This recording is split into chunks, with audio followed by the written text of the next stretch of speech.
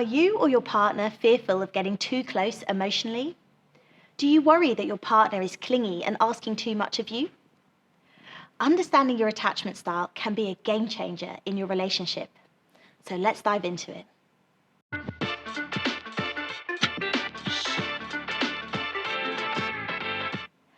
Hello and welcome. I'm Dr. Len, clinical psychologist and relationships expert.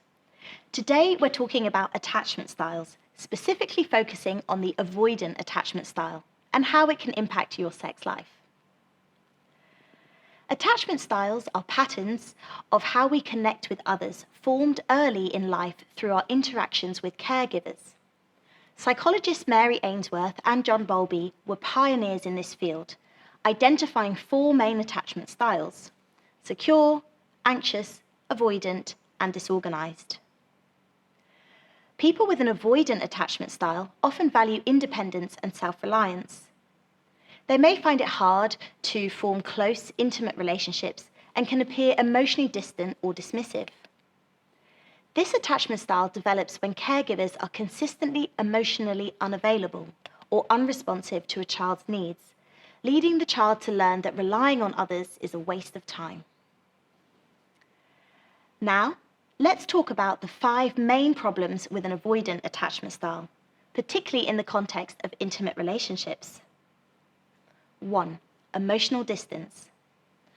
Avoidant individuals often struggle to express their feelings, keeping their partners at arm's length to avoid vulnerability.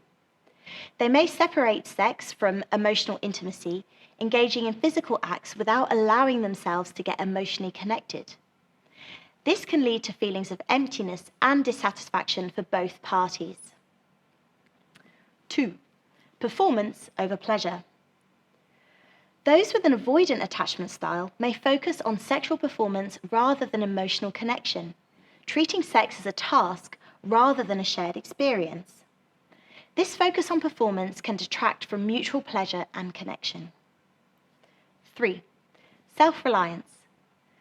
Valuing independence highly, avoidant individuals may feel uncomfortable relying on their partners. They often handle problems alone rather than seeking support, which can create emotional distance and hinder relationship growth.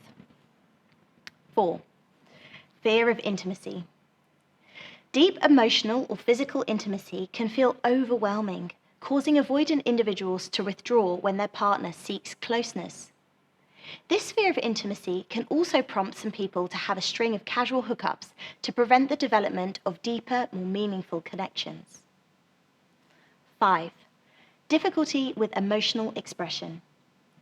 Avoidant individuals often struggle to communicate their needs and emotions, leading to misunderstandings and greater distance.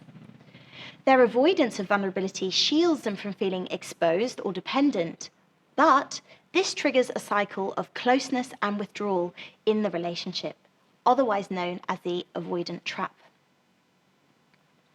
If you recognize these patterns in yourself or your partner, don't worry. Awareness is the first step towards change. Here are some tools and strategies which might help. 1. Create emotional safety. Hold a safe space where both partners can express feelings openly and honestly. If these conversations are triggering for your avoidant partner, give them some advance notice that you want to talk about this and ask them when's best. Avoidantly attached people can feel ambushed if these conversations are sprung on them. 2. Meet your partner where they are. Often, women are more accustomed to sharing their feelings and struggle to understand why their men can't give them the reassurance they need. Remember that men are not always socialized to speak about their feelings. They may not have had a male role model showing them how to express love. As long as your partner is trying to grow, accept the stage they are at. 3. Gradual exposure to intimacy. If you are avoidantly attached, you can bridge the gap by gradually increasing emotional and physical intimacy, starting with small acts like holding hands and progressing to more intimate interactions. An anxious partner will definitely notice these small advances. 4. Create rituals of connection.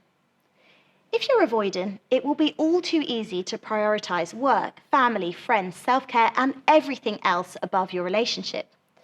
To combat this, establish regular rituals like shared meals or date nights. This will make intimacy more predictable and less intimidating. 5. Communicate needs and boundaries. If you're avoidant, it's important to clearly communicate your personal needs for space and autonomy. For example, you might want time to exercise alone on the weekend without feeling guilty for leaving your partner at home. That's totally reasonable as long as you're making time elsewhere for your lover. Remember, changing attachment patterns takes time and patience, but by understanding your attachment style, you can close the gap between the avoider and the pursuer. While you're here, why not check out my other video on anxious attachment? Thank you so much for joining me today. If you found this video helpful, please like and subscribe and comment below. I love hearing from you. So until next time, take care.